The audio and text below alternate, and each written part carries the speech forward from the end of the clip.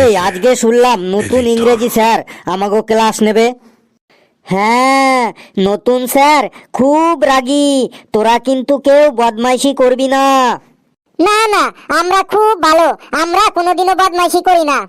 চুপ, স্যার আসছে।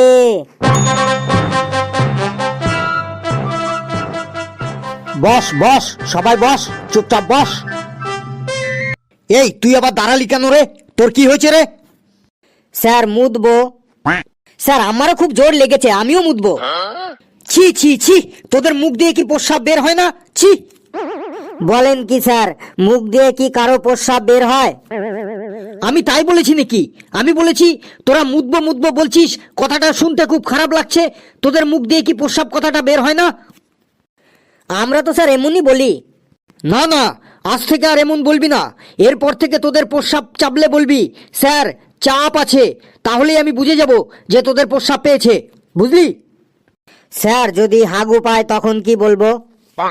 স্যার আমি ওকে বলে দিচ্ছি, শোন, যদি প্রস্রাব পায় তাহলে বলবি স্যার একটু চাপ আছে, আর যদি হাগু পায় তাহলে বলবি স্যার চাপের বাপ আছে।